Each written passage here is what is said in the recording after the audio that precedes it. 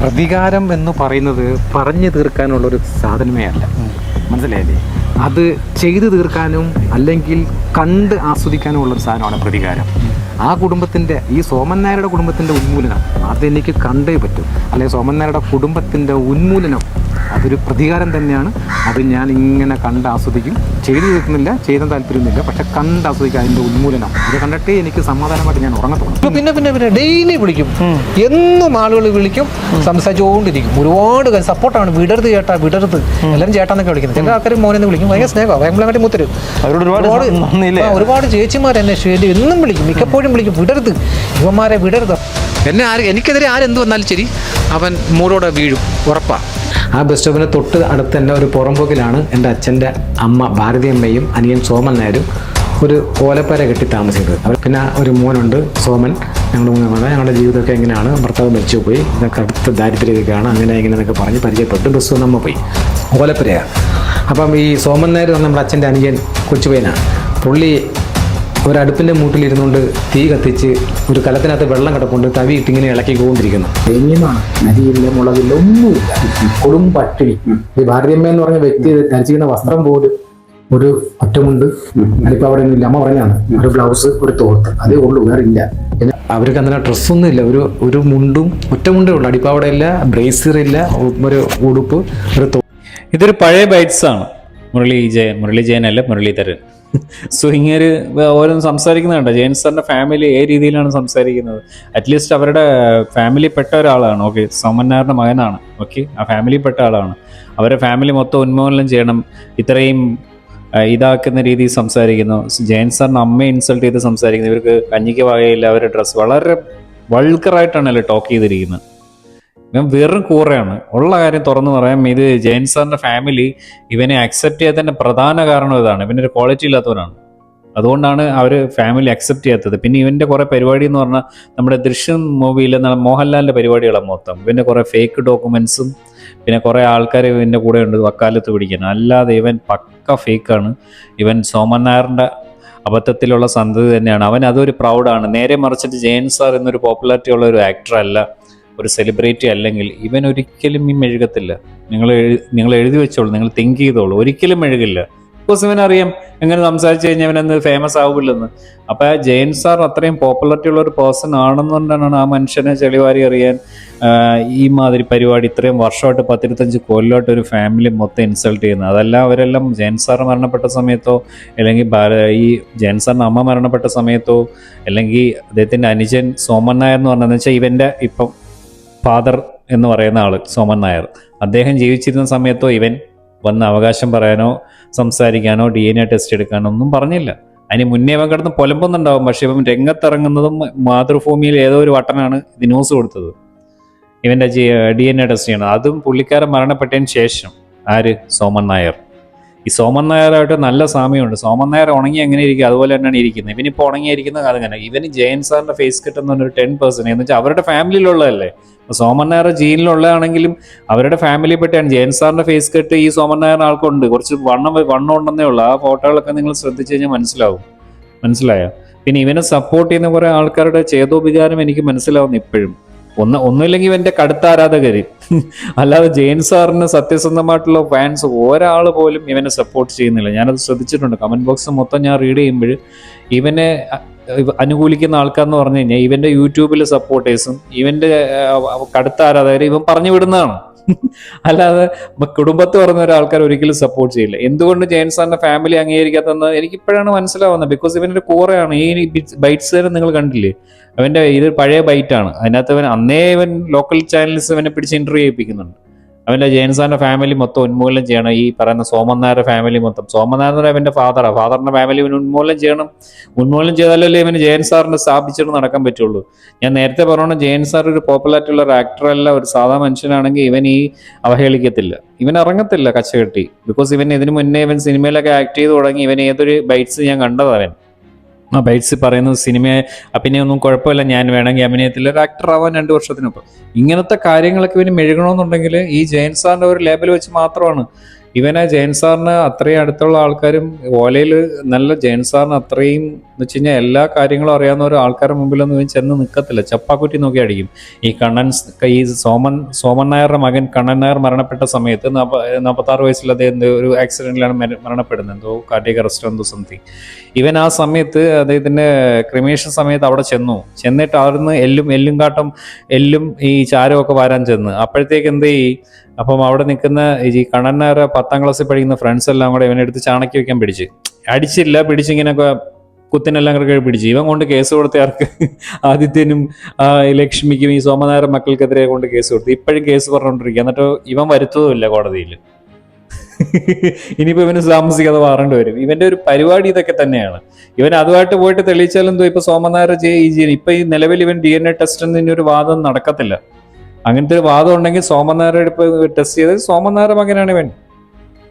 ജയന്റെ ഇപ്പൊ ഒരു പോസിബിലിറ്റി അല്ല DNA എടുക്കാൻ. ഇനി മനസ്സിലായി. ഇനിയിപ്പം സോമൻ നായർ എടുത്തു കഴിഞ്ഞാൽ സോമൻ നായരുടെ മകനാണ്. അതായത് ഓക്കെ, ഇവരുടെ ബ്ലഡ് തന്നെയാണ് സംഭവം, ബ്ലഡൊക്കെ ഓക്കെ തന്നെ, നീ അവരുടെ ഫാമിലി പെട്ടതാണ്. പക്ഷെ നിന്റെ ഈ പരിപാടി എന്ന് പറഞ്ഞാൽ ഒരു ഫാമിലി മൊത്തം ഇൻസൾട്ട് ചെയ്ത് നീ ഒരു പരുവാക്കി. അതുകൊണ്ടാണ് അവർ സോമൻ നായരുടെ മകനാണെന്ന് പോലും ചിലപ്പോൾ ഒരു അബദ്ധത്തിൽ പറ്റിയത് ഓക്കെ അവർ അംഗീകരിക്കുന്നതിന്റെ പ്രധാന കാരണം എന്ന് വെച്ച് കഴിഞ്ഞാൽ നിന്റെ ഒരു ഫാമിലി ഹിസ്റ്ററി വളരെ മോശമാണ്. അതുകൊണ്ടാണ് അവർ അക്സെപ്റ്റ് ചെയ്യാത്തത് പോലും. അവർ മീഡിയയിൽ ഒരു പബ്ലിസിറ്റി അവർ ആഗ്രഹിക്കുന്നില്ല. ബിക്കോസ് നീ ഒരു നാറിയാണെന്ന് അവർക്കറിയാം, ഫേക്ക് പേഴ്സൺ ആണെന്നറിയാം. അത് മാത്രമല്ല നിന്റെ അമ്മയുടെ ഹിസ്റ്ററി ആണെങ്കിലും മറ്റു കാര്യങ്ങളാണെങ്കിലും അതൊക്കെ ഭയങ്കര കൂറയാണ്. പറഞ്ഞിട്ട് ഒരു കാര്യമില്ല. നമ്മൾ പറഞ്ഞു കഴിഞ്ഞാൽ വളരെ കൂടിപ്പോകും, അത് പറയാൻ പറ്റൂല.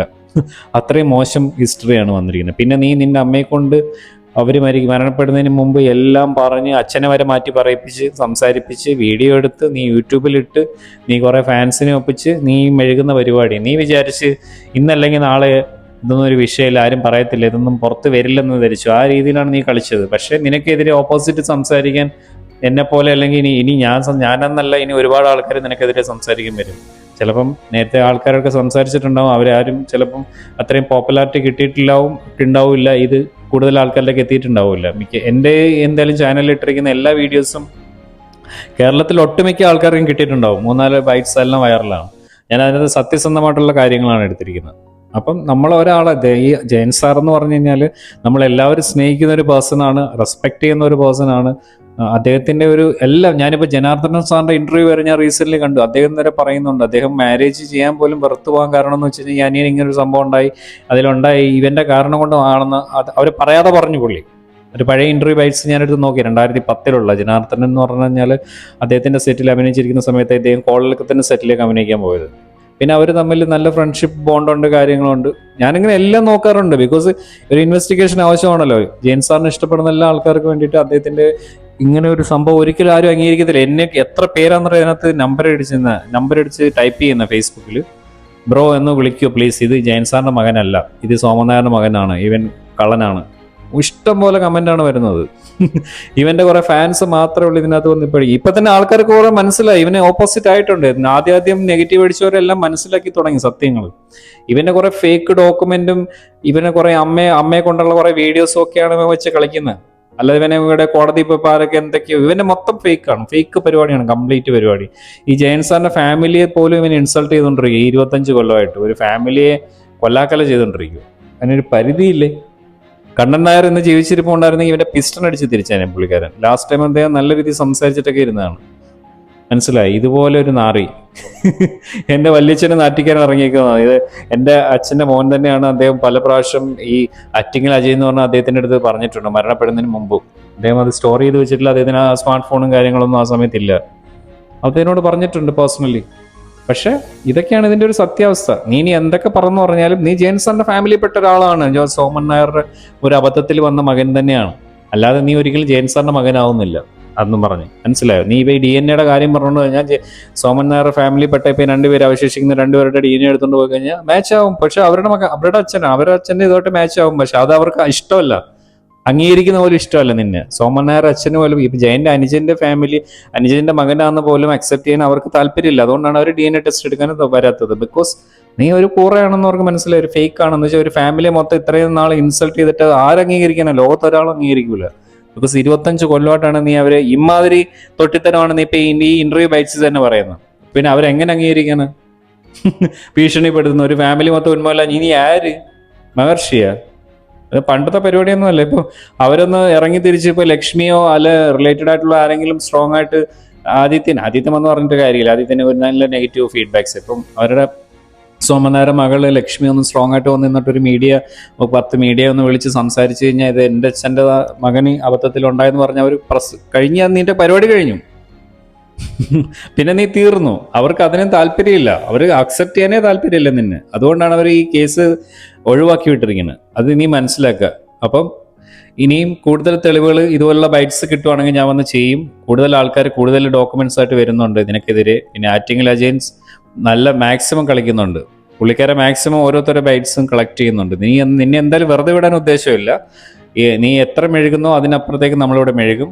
നമുക്ക് കൂടുതൽ ഡോക്യുമെന്റ്സ് കിട്ടുന്നതിനനുസരിച്ച് നമ്മളിവിടെ പോസ്റ്റ് ചെയ്യുന്നതായിരിക്കും. എന്തായാലും തൽക്കാലം ഞാൻ നിർത്തുന്നു. ആൻഡ് വീഡിയോ ഇഷ്ടപ്പെട്ടാൽ ഞാൻ എൻ്റെ പേജും കൂടെ ഫോളോ ചെയ്യാം. അവാർഡുകളെക്കാളും ഞാൻ വിലമതിക്കുന്നത് നിങ്ങളുടെ ഈ സ്നേഹത്തെയാണ്. നിങ്ങളാണ് എന്നെ വളർത്തിയത്.